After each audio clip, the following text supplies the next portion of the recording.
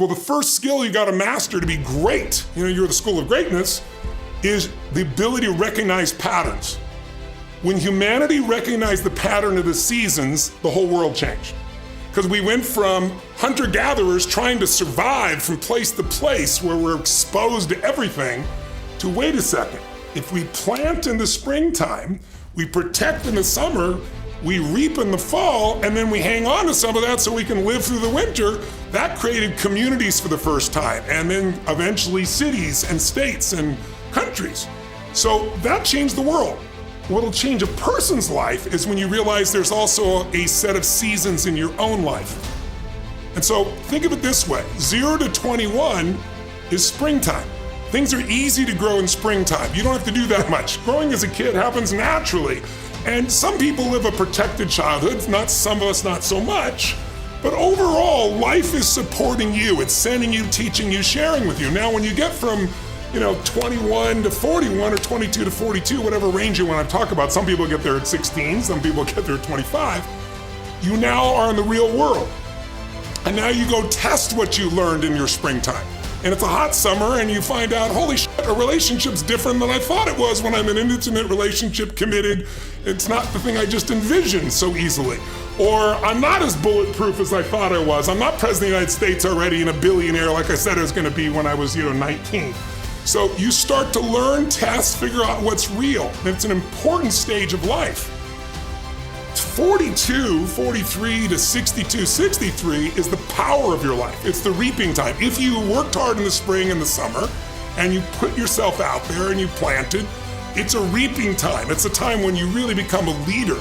Just everyone's different, some sooner or later, but it's a great stage to understand. And then if you're lucky, you go from 63 to 83 and maybe 83 to 103, or the oldest living human's 119. You have an extended final season of your life where you get to be the mentor, you get to share, you get to make a difference. And maybe towards the end of your life, people look out for you again after you looked out for everybody else. That's kind of the cycle of life. But then there's a third pattern, and that's the cycle of history.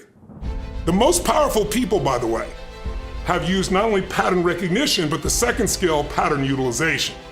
They see a pattern and they use it. So you'd say, how did Jeff Bezos become the richest man in the world? And the answer is simple. He studied the growth in the internet at an early stage and saw how explosive it was. It was like nothing else he could see. And he just figured any product, books, was the easy one to start with, but he got himself in and then he started to learn the real secret. The convenience is what people value more than anything else. And when he honed in on that one distinction, he not only recognized the pattern, use the pattern, the people that are real masters create their own patterns, right? You play everybody else's music, and then eventually you get good enough you can create your own music, right? So the similar thing happens. And so what's occurred is, in humanity, is you go through, there's this seasons in nature, there's seasons in my life, and then there's seasons in history. So watch this. This is what gives me great optimism for everyone watching here. First of all, winter's not forever. No pandemic lives forever.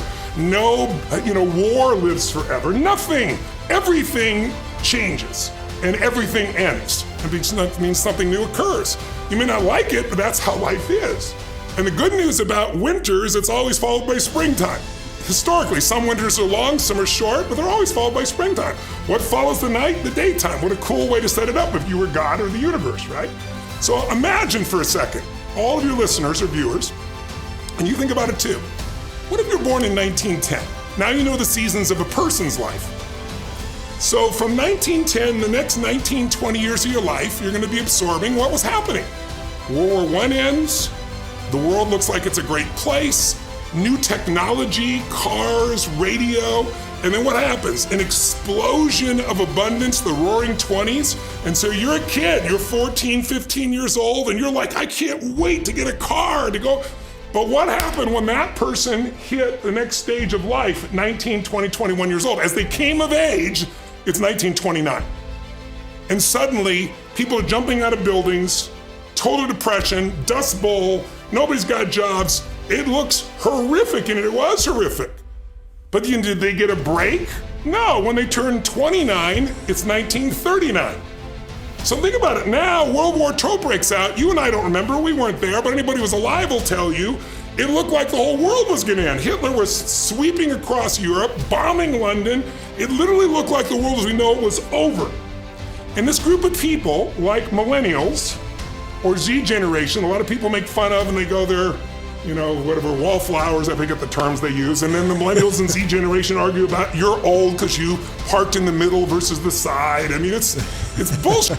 The same bullshit was happening then. These people are called flappers, they were irresponsible. But here's history and one thought. Good times create weak people. Weak people create bad times. Bad times create strong people. Strong people create good times.